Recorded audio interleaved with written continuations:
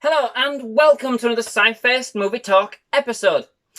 In this episode, I will be discussing Disney Pixar's 1995 animated classic Toy Story, as directed by John Lasseter, watched as part of our family film night and as part of our Toy Story movie series.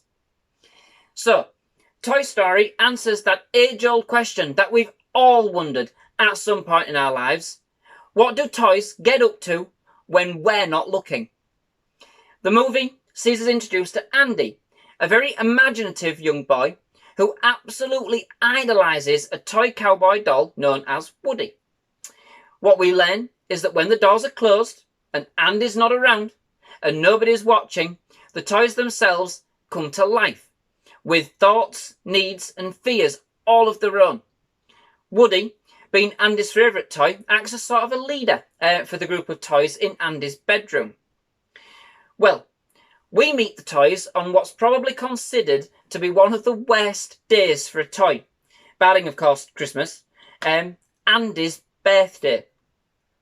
Absolute sheer panic sets in amongst the toys, who fear that they could be replaced, or worse yet, relegated to a yard sale.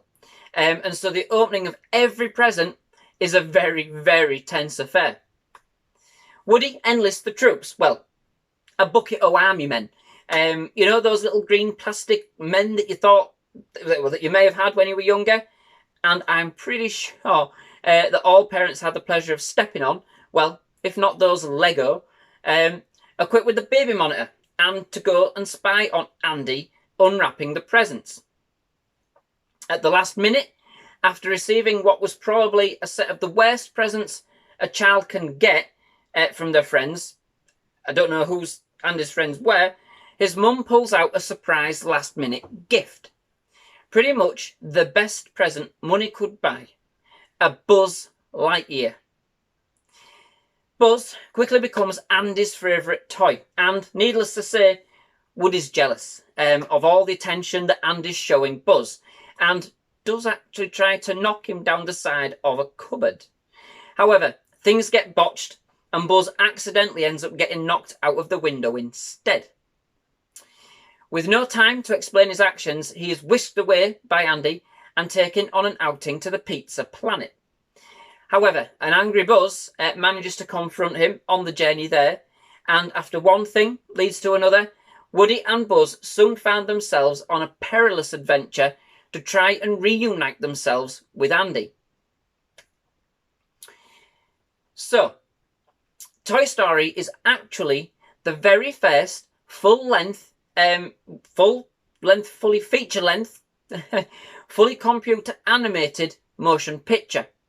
But not only that, it was the first full-length feature produced by Pixar, and indeed the first collaboration between Pixar and Disney. So, the movie does actually hold quite a lot of accolades before we even start talking about what the film is actually like. Basically, the movie is just simply superb. Now, I've always admired Toy Story, but in rewatching the film for this review, I can still honestly put my hand on my heart and say that the animation, for its time, is still mind-blowing.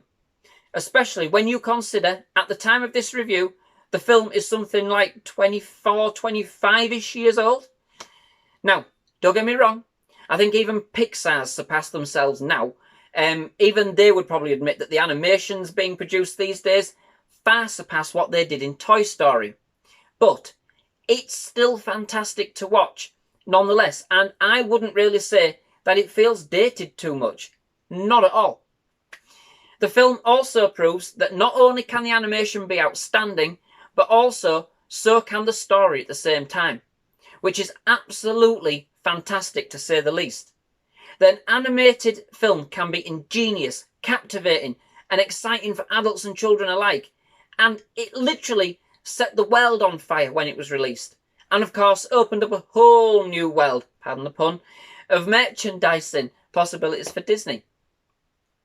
Toy Story simply set the benchmark across the board for what people would then come to expect from an animated movie. And not only that, it would also serve to kickstart a dynasty, not only for Toy Story, of course, paving the way for what is now, at the time of this review, 3 sequels, all theatrically released as well, but also for Pixar itself, and one which shows absolutely no signs of letting up.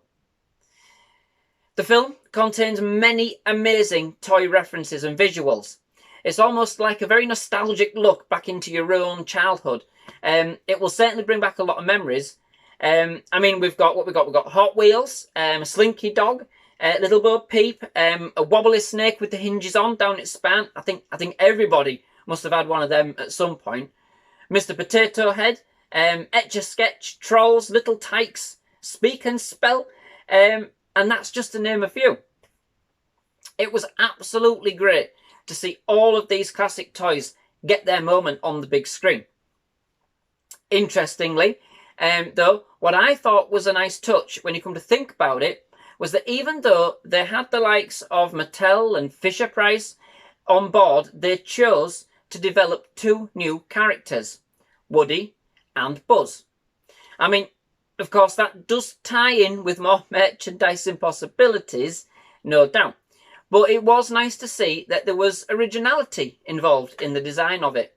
They could have just gone down the easy route with a pre-existing character and built that in if they wished. But instead, they decided to showcase the fact that they were able to kind of concoct their own characters from scratch with a world, well, within a world of familiar themes. Absolutely fantastic. What's even more special about the movie is just how believable, absolutely how believable they managed to make the characters. Of course, you know it's fantasy. Or is it? But at the end of the day, they have made you want to root for these characters so much. What the film doesn't do so well, then I suppose that's not really what the film is about, is the actual humans. I think the animation at the point in time didn't really capture the humans as well as it could have done. Perhaps, and so they don't quite look lifelike or as believable as the toys themselves, shall we say. For an early attempt, the toys look absolutely polished, first class, almost to the point that as the action sets in, you almost forget that you're watching an animation. Of course, the characters are also supported by an absolutely stellar cast, lending their voices with the likes of Tom Hanks voicing Woody and Tim Allen voicing Buzz. What more can I say? But the movie also includes Don Rickles as Mr. Potato Head, Jim Varney as Slinky the Dog, Wallace Shawn as Rex, Annie Potts as Bo Peep, and John Ratzenberger as Ham. And that's just to name a few. And you know what? Especially for Woody and Buzz, I don't know if I can imagine any other actor voicing those characters. It was just absolutely simply perfect casting.